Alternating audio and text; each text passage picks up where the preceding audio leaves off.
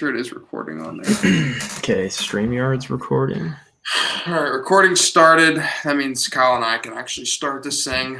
We've had a bunch of interruptions in the last 10 seconds between my boss pinging me, my mother calling me, and computer updates. And all of a sudden, my microphone is no longer plugged into my computer. I'm running into audio issues. And what a day. What a day. Getting over a cold. It's been a great day. Yeah, it is a great day. I see you texted me, so now we're good to go. We are good to go. Yeah, so welcome to another Forging the Brand episode. We are trying out a new streaming, I guess it's platform. Platform. I wouldn't call it like an app or a software. I'd call it a platform, yeah. StreamYard. And we're trying that out today. So, yeah, it's just another Forging the Brand. And we're going to talk a little bit about entrepreneurial mindsets. Even though Kyle and myself, we don't have the best entrepreneurial mindset because we still got a lot to learn. And that's actually a good one that I don't have on my list is the ability to learn. So, yeah. But we'll get into that whenever we make it to that part in the episode. All right, Kyle, let's do what we do best. Let's talk about the brand. Let's talk about the brand. So I think the last time that we had gone through this, I feel like I need to move closer to my camera. How big of a fat head do you want to see in this thing? Get as close as you want. Yeah, dude. I don't know about that. I don't know if people want to see this big mug in their screen. Anyway, the last time that we talked, I don't think that all of the poly mailers had arrived yet. Yeah, I don't think so either. I kind of keep forgetting that those are at your apartment right now. Yeah, I got a little bit of everything in my closet. We should have the bulk production coming in here soon, hopefully. Hopefully, depends. We're thinking maybe April. Yeah, late March, early April. But yeah, the poly mailers and the sleeves have arrived officially. They look really good. I shouldn't say they actually look good. They look good. Kyle and I have a certain standard for what we want and our quality wise, and we've searched the internet high and low to get it and to find it. So they are good quality, and they'll keep everything safe whenever we ship it out and it arrives at your door. So yeah, hopefully.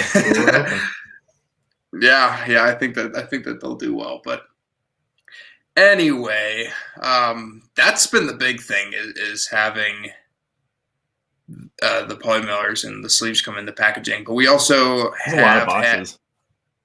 It was 7. Yeah, 7 boxes. I think each of them were weighing like around 35 pounds. Yeah, jeez. Yeah. Thank God I have an elevator in my townhome. Right. Yeah. That is nice. I live on the 3rd floor, so we just take it from the door right up to the 3rd floor. Yeah, although I would have carried those things if I had to. But I'll have to take them all back down again whenever I turn our living room into our distribution center. Yeah. Our first ever distribution center on the 1st floor of Cam's house. And my roommate's he's going to just come out and be like, what the hell is this? What is going on right now? But no, he'll be fine with that. He's been great so far with the support. So just like really mainly a lot of, almost everybody's been great with support that we had talked to. I had people ask me about it today, actually. Yeah. What's going to happen? I'm like, no idea. Oh, that's good. way to sell yourself over there. Oh yeah, I guess, sometimes it's year, maybe. No, what is this we're talking about now? Yeah. Huh? No, that'll be good. Yeah. Mid-May. I mean, we're still slated for 2 this year. 2 deliveries. Yeah, hopefully.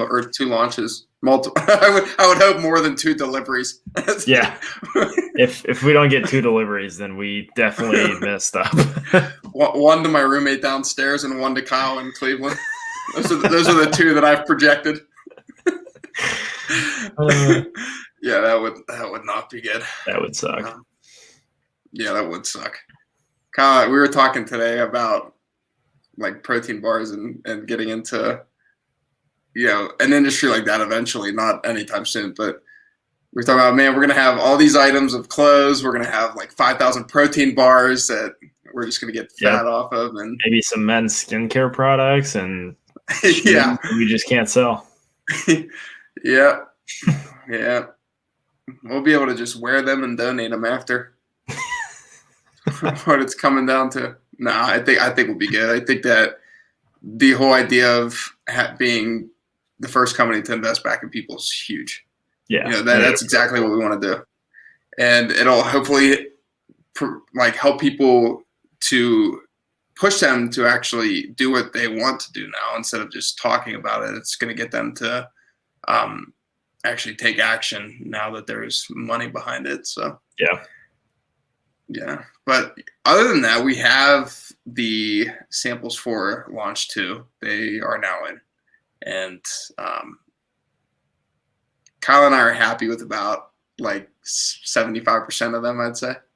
Yeah, definitely some that are messed up, like the shorts and a little bit of the hat, but we are making minor adjustments. Yeah, we're making those adjustments, and we're going to get those situated. We've been talking to some manufacturers again just to keep our options open, and I think that we've landed on a handful of good ones that will be able to help us out for sure. Yeah, I agree. For whatever we decide to go with. But Kyle and I have in our minds where we want to go and what we want to do. So the website. I feel like it's just a broken record. I know, talking about this damn just thing. Keeps going. Yeah. I thought he's going backwards. He's going nowhere. Yeah. Yeah. It's just rounding the same track. We're on lap like 300 right now. And I shouldn't say that because it is moving in the right direction. It's been moving in the right direction. We've been pushing that thing, man. We've been pushing that thing hard to get it to where we want it to be. Yeah. That's it. Yeah, I mean, this is going to play in designing a full website from scratch too. And I mean, it's not like it's not like we're making a Wix web page or something like that. We're just working off the template. So yeah, I mean, but having the flexibility to do this, and I love this shit. Like it is a pain. It's a pain sometimes, but just because it's a pain dealing with some of the issues that you shouldn't be dealing with because you've set up so many different avenues to prepare yourself for something like this and for it to be successful, and then it ends up going astray and going in the opposite direction of how it actually should be, and then you're like, well, shit, like I shouldn't have to be dealing with this because I set it up so perfectly that it should have went the way that it was supposed to, but then it didn't, and here we are again. But even the things that you think, and we've talked about this before, even the things that you think are not going to go wrong end up just going wrong. They round the corner and it's something that you're not really expecting. Always something. It really is. Yeah. But it allows you to look at, different scenarios and kind of plan for the future a little bit. But it makes you like stronger and smarter because you have to deal with this stuff. Like if you you wouldn't be in this position of starting a company if you didn't think that you'd have to deal with any of these issues. Of course you have to deal with some of these issues. So, you got to figure out a way to push through it and overcome the hurdles.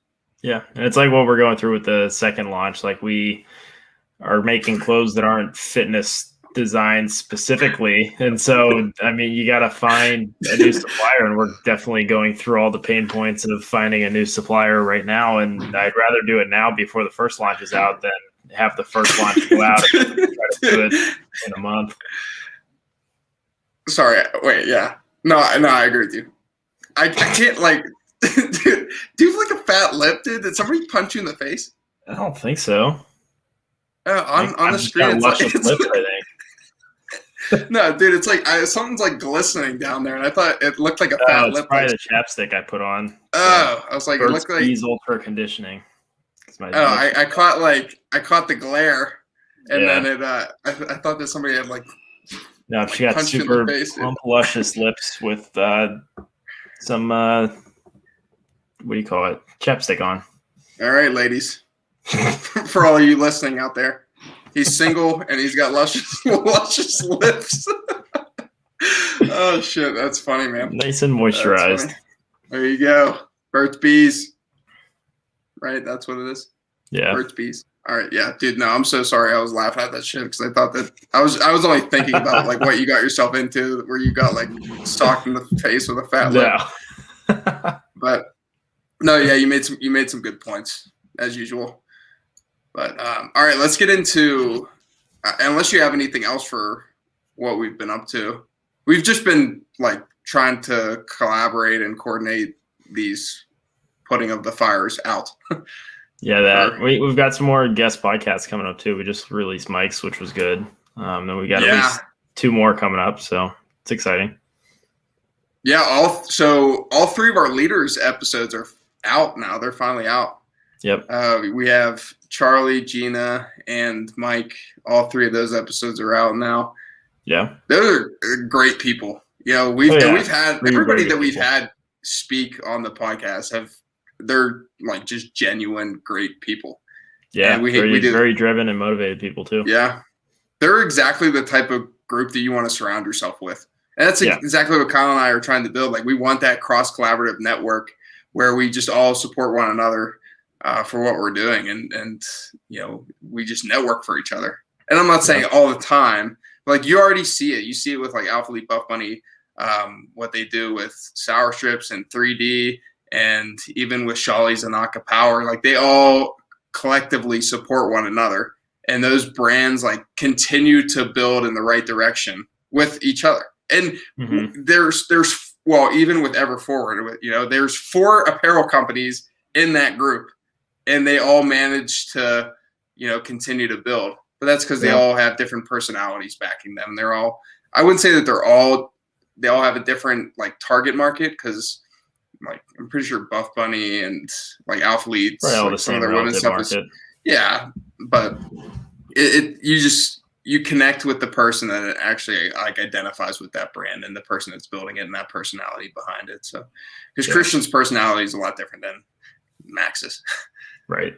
But anywho, yeah. So we do have 2 podcast guests coming up here in the next 3-4 days. So we have another photographer, videographer, a good buddy of mine out here in Colorado that has been helping Kyle and I out.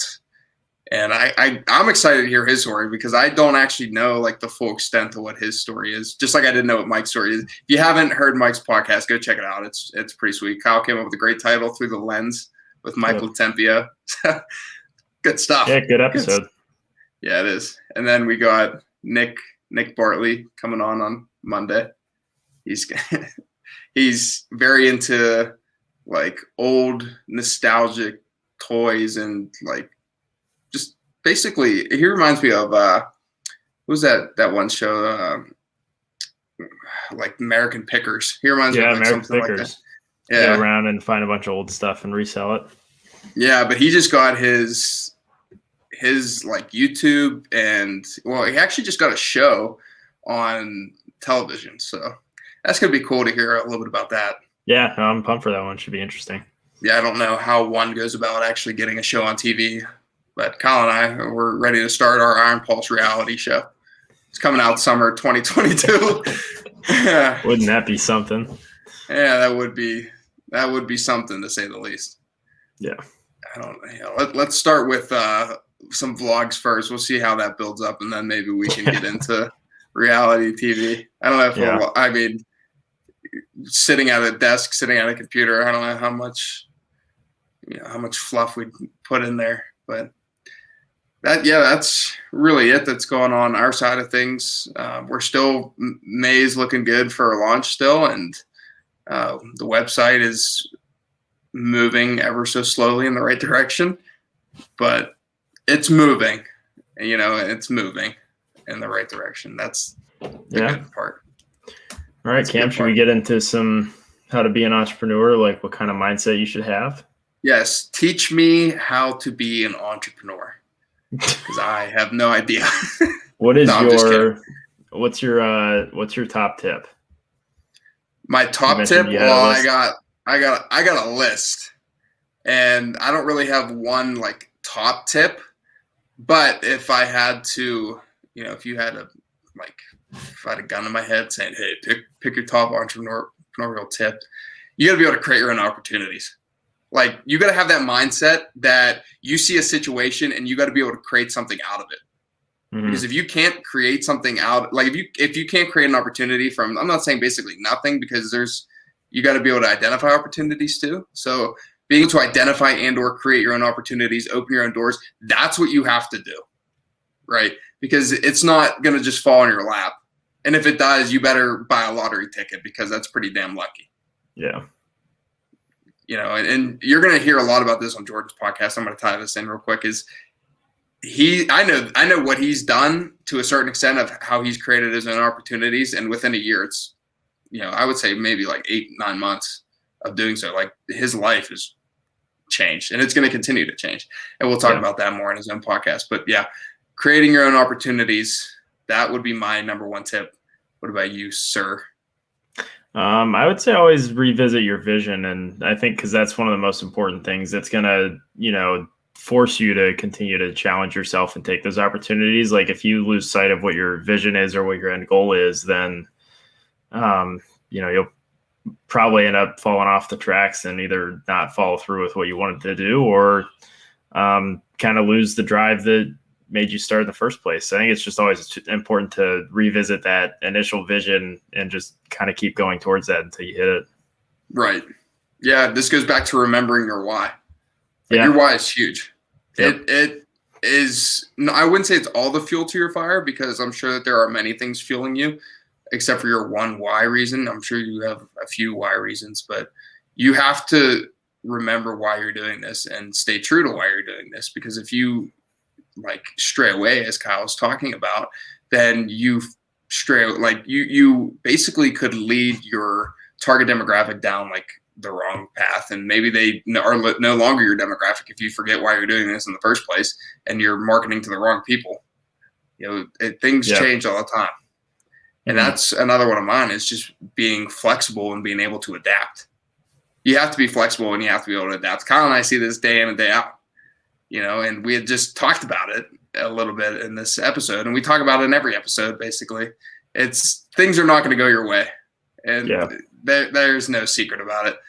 Some things will, and you're going to, prepare for other things, but you have to be able to be flexible and adapt to the situations that you are in. So, all right, hit me with another one of yours. Another one I got is you should always approach problems or challenges from all angles. I think that, a lot of people think that when they see someone that's successful that started a business, they're probably in the back of their head like, oh, they got lucky, or, they probably didn't do it on their own. But, they don't see it's like that whole iceberg analogy where you only see the very tip of it that's successful. And then there's just the whole huge chunk that's like 90% of it that's under the water that you don't see. And I think it's important that when you're starting that, there's no blueprint to success. You're going to have to go through trial and error, and you're going to run into roadblocks and have a ton of different challenges and issues. And it's just really important to look at all those from every single angle before you make your next decision, because you're not going to have somebody, unless you have a mentor of some sort that's in the same industry, but you're not going to have someone over your shoulder saying you should make this decision over this one. 90% of the time it's going to be based off, your gut feeling or the research that you did. And so if you look at things from all angles before you make that decision, you can at least make the best decision that you possibly can at that moment. It might end up being the wrong decision, but it's better than just, having an issue and just choosing the first out that you end up finding. Right. Having a mentor would be nice. Yeah. We do not have a mentor. Nope. We mentor ourselves. We're the mentor and the mentee. Yeah, we're good. We mentor ourselves for sure. Yeah, between that and having people sponsor our episode. What was that, like the first episode? I was like, today's episode is sponsored by nobody. because nobody wants to sponsor us. But yeah, no, good points, dude. I think that, being confident and having patience and consistency, those are three big ones as well. And I'll even throw in a fourth, and that's being able to be decisive and make decisions. You have to be able to make decisions. And Kyle and I were joking about this before we hopped in here. It's like, we're not the best with making decisions, but when push comes to shove, we get it done. And usually they've been pretty good decisions that we haven't really needed to, kind of like pull back and revert on. The biggest decision that we made that probably didn't benefit us was our first our first manufacturer that we went with, that we ended up getting out of because we didn't sign anything that we weren't really comfortable with. So they did not help at all.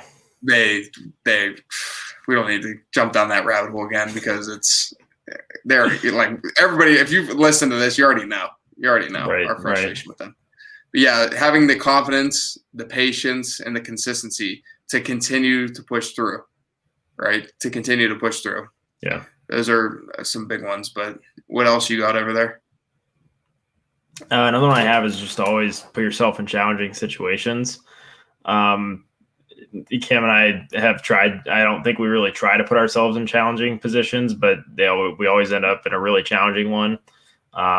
And I think that might just be because what we're trying to do overall is pretty challenging. And so every time we face a new issue, it's always a challenging situation, like trying to find new suppliers and sampling new things. You learn things from each time you sample something. And we have a whole Excel list of just a bunch of suppliers that, we could potentially use down the line. We cross them off if we don't want to use them. But every scenario and issue that we've come across has been challenging, and it's something that we always end up learning something from it. And so I'd say if you're trying to start something or do something new and you're not challenging yourself, then you're not going to really get anywhere. So it's really important to just always put yourself in a situation where it's challenging, that you can learn from it. Right. Yeah, sorry, I had to turn my lights on. I felt like I was in a dark room over here. But yeah, to expand on that, because that's one of mine too, is like to challenge yourself. And there's that saying of, if you're the smartest person in the room, you're in the wrong room. Yeah, I completely agree with that, because you should be challenging yourself, and you're going to be learning from people that are smarter than you. I don't care who you are or what you're doing. There's somebody out there that's smarter than you, right? Like, even if you're, Elon Musk or Jeff Bezos, and you're like the two richest people in the world that we know of, I'm sure that, there's somebody out there that's actually more richer that's not in the media. But anyway, or wealthier, not more richer. Obviously, Kyle and I are bad with English and grammar. It's all right. But granted, they are very wealthy, but they're probably not the smartest people in the world, right? But they are very intelligent. But there's always going to be somebody out there that's better than you, and whatever the situation is. Mm-hmm. So I do have a few more: accountability and reliability. You need to hold yourself accountable when you screw up and or make mistakes, right? So having that accountability, be like, yep, I screwed up. I see it. I missed it. I'm going to fix it. All right. You hold yourself accountable, and then you take action to get yourself back on track and put yourself in that direction that you are actually trying to go. And having that reliability, you need to be able to rely on others and give them the power to make decisions, but you also need to have people that like can rely on you as well. So Kyle and I, it's push and shove when we, talk to each other and try to rely on each other. I think that we do a pretty decent job. We could obviously do better at relying on each other for getting shit done, basically. But we're living and learning from what we're doing, and experience has taught us more than any textbook ever will. Yeah. But not that Kyle and I aren't I wouldn't say that we're the greatest fans of reading textbooks. That's one I actually had written down, was to try and read more. Like, right. I don't know. I'm sure there's a ton of different, I'm sure there's tons of great entrepreneurial books out there, and like autobiographies on people who are successful. And I think you can really learn a lot from reading. But I myself am a terrible reader. Yeah, well, that's what I was saying. Not the quickest reader, and it takes me forever to read books. And right. I don't know. Yeah, I mean, there's you can. I definitely say I wouldn't say like don't read, because reading it's a very powerful tool. If you have that in your arsenal to be able to handle that and dissect text and read books, and so if you enjoy doing it and if you have the time to do it and if you're a fast reader, then great, like stick to it.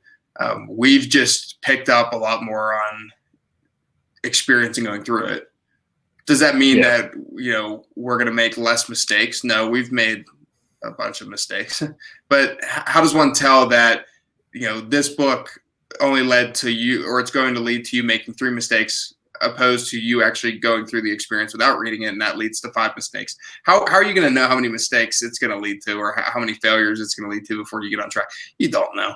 You don't know, whether some book's going to help you in some way, shape, or form, but it'll stick with you. I'm sure there's some text in some book that you're going to read that's going to stick with you forever. I mean, I still have some text from a few books that I've read in the past that have stuck with me through the years, and they're going to continue to stick with me because I still pull reference from them on occasion. This mind it's a weird one, but it goes off all the time. If you haven't noticed, I don't shut up. I just talk 24/7. So I do have some more, and this gets into what our core values are, right? So like having the mindset of, we talked about challenging yourself, right? Believing in yourself is huge. If you don't believe in yourself and you don't believe in your situation and what you're trying to do, then how can you expect to be a successful entrepreneur or successful anything, right? So, and then just the ability to inspire others. There's also another saying, and like when Gary Vee talks about this a lot, is like the people that are working like quote unquote like for you. If you hire somebody, you're actually working for them, right? Because they're helping like bring your vision to life. They're helping build your company. So instead of being like, hey, you need to do this, you're like, hey, how can I help you with this? Or like, what can we do to get this done?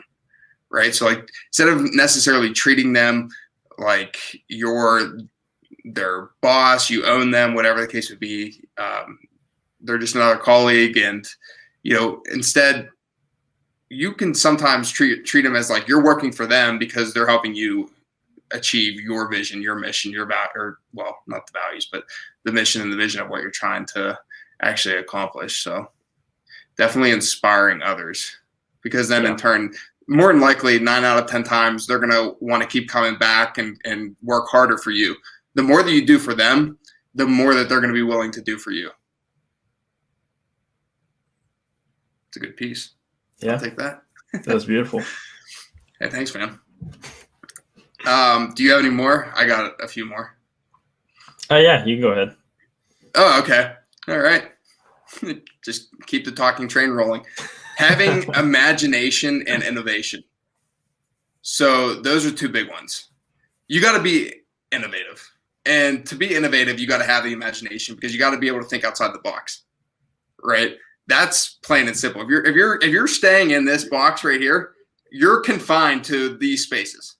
You want to be the person, like, I'm trying to see myself on the screen. You want to be the person outside the box, thinking in the mindset of like, okay, what hasn't been done? What problem can I solve? What are the issue areas that need addressed? Don't confine yourself to the box or the circle or whatever triangle or shape or rhombus you want to put yourself into. This isn't trigonometry, okay? But you definitely want to think outside the box. Get the imaginative, the creative mindset going and flowing. And, that's why I love talking about like the video game side of things, because it allows me to be creative and allows me to come up with stories and shit like that. Do something that is going to allow you to be creative. So like, even if, maybe, Kyle and I, when it comes to being creative, like when we design the clothes, and the website and everything that we designed for this company, like even down to the logo that it came down to. I think it's creative. Yeah. And we pulled like reference, we pulled our own ideas. We thought about what we liked, what we didn't like, what we want, what we don't want. And it was actually funny, coming together. Earlier we had or earlier, maybe it was last week, we were looking at the old logos that we had whenever we were first kind of brainstorming, and funny. they were just so funny to go back and look at. And like you look at the logo that we have now, and it's just like, it's right here for those of you that are watching on YouTube. Just it's just night and day better than some of the ones, but you got to start somewhere, and like we wouldn't have come to that design if we didn't have something like the building blocks that we had in the beginning. Right. I mean, it looks like an Iron Pulse design. Like it's just clean cut and crisp. Yeah, love it. Yeah, there's going to be different iterations that you go through to get to the final product. That's just what it is. We're sampling stuff. We sample so that we can figure out what's wrong, what we don't like, what's screwed up, and make sure that doesn't end up making its way into our consumers' hands. That's just the process. That's life. You want to make sure that you deal with the screw ups. If you own the company and you're going through, you deal with the screw ups so that your clientele and your consumers don't have to. Yep. Oh baby! All right, these are three big ones right here. All right, are these the three biggest ones? No, well, my biggest one was definitely to create your own opportunities. But I mean, all the ones that we've listed are really big, and these three definitely don't shy away from the top. Being able to network, communicate well, and sell. Because you got to sell not only yourself, but you got to sell your company. Yeah. And what you're doing for people. This is why, like, you see the companies, they always pull in investors, and they're like, oh, we raised X amount of money before going public or whatever the case may be. They gotta sell it, man. They gotta sell their vision. They gotta sell their values. They gotta sell just the company and what they're trying to make in general and do in general. And that comes back to networking too, and having that great communication. They all three tie together.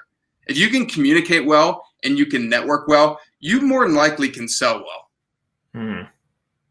I know that Kyle's big into networking, so do you want to talk a little bit on those three pieces?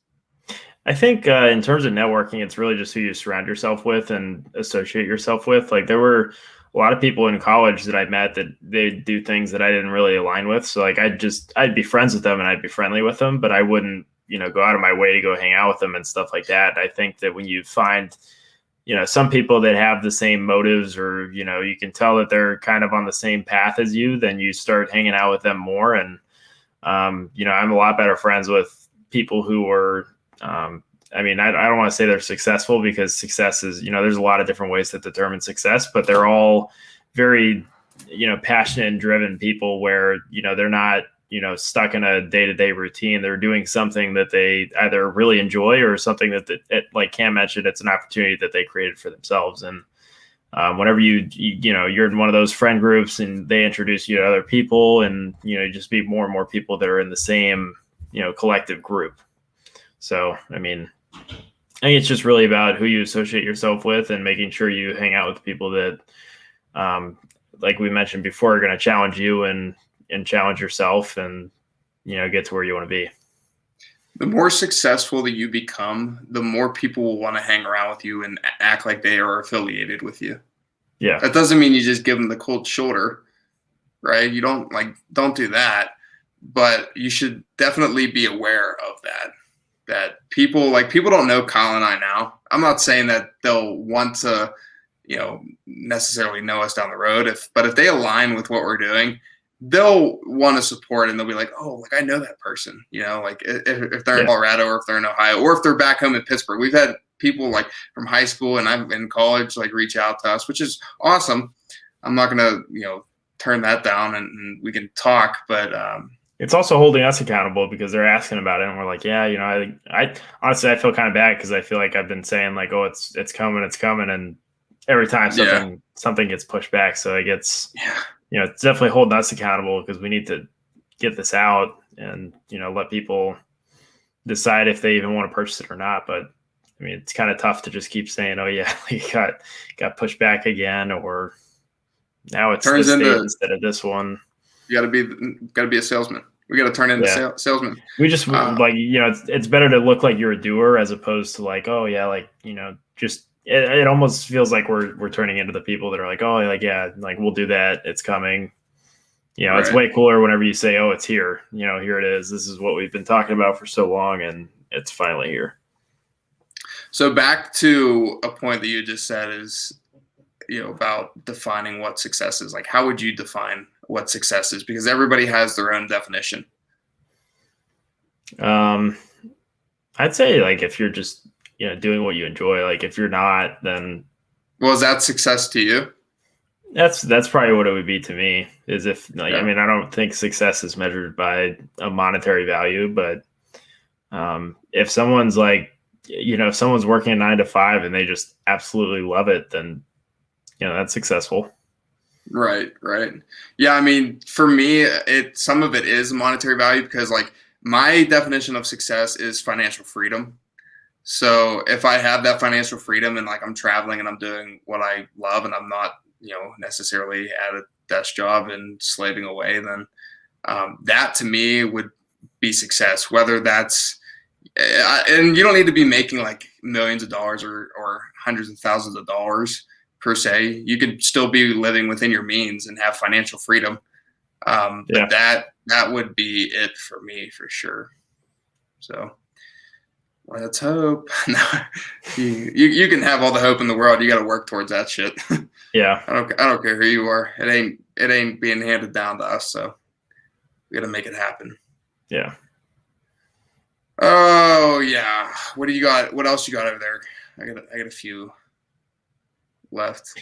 That's about all I had. I think other than that, just always have a plan. You can't always plan for the unexpected, but as long as you have at least a business plan outline or some type of plan how you're going to get from point A to point B, I think that kind of helps keep you on the path. If something unexpected happens, Right. How do you get back onto the path that you need to get on? Yeah, to talk a little bit about the business plan is it's not the end all be all. It's going to change, right? Like you should have some things that are set in stone, but like your whole business plan is probably going to change from whenever you first draw it up to whenever you actually start like progressing and making progress and expanding and so on and so forth. Like Kyle and I, like when we sat down to build our business plan, like we laid down the the nucleus of what it is and what our company is. But there are some outliers that are obviously changing within that we'll have to just update accordingly. But even if you don't, like, you could have the greatest business plan in the world. That doesn't automatically mean that you're going to be successful. If you don't take action and you don't get your shit together, then it doesn't matter how great your business plan is or how long your business plan is. I don't care if it's 1 pages or 100 pages, whatever the case may be. There are people out there that don't even have a business plan and they're successful and they have the freedom that they want to have and they get to do what they want to do. And great, like that's good on them. You still got to take the action to make it happen. And that gets into kind of like what Kyle and I talked about, but my two other ones I have were just self-motivation and the passion for what you're doing. If you don't have the passion for what you're doing, how can you expect other people to have a passion for what you're doing if you don't? Yeah. Right. I mean, how do you expect to sell people on a product, an idea, a company, whatever the case may be, if a class, a service, if you aren't even passionate about it? If you can't even sell yourself, how do you expect to sell other people?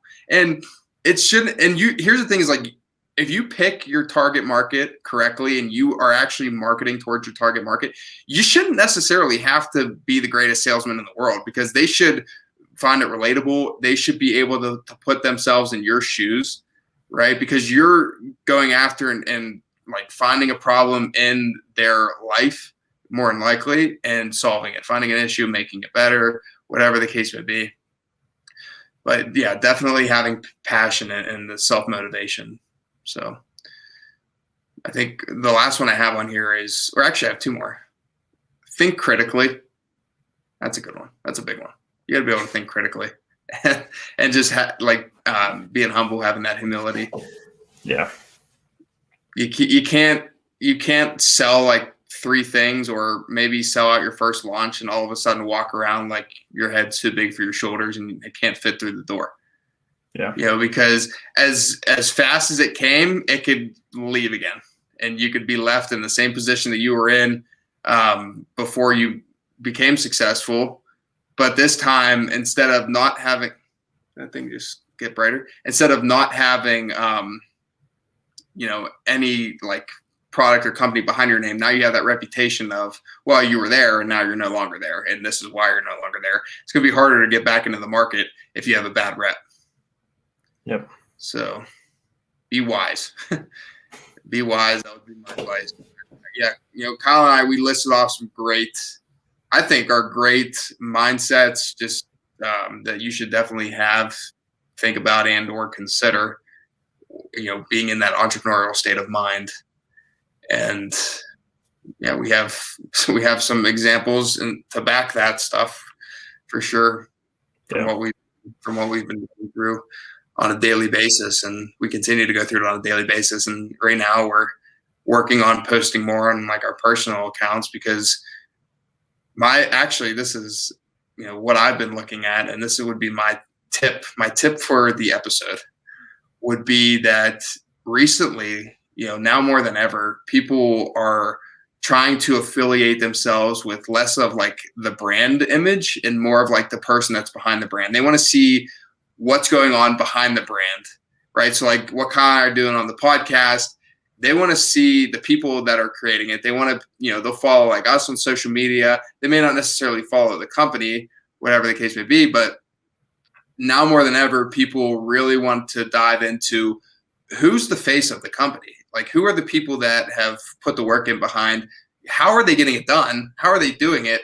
What advice can they give me? Because maybe I want to start something like this. So if you're listening to this and you have a company, you have a podcast, whatever you have, social media wise, or if you don't use social media and you just use word of mouth, because that's a great way to market yourself too. Yep. But, and you don't have a personal page, it's time to consider that.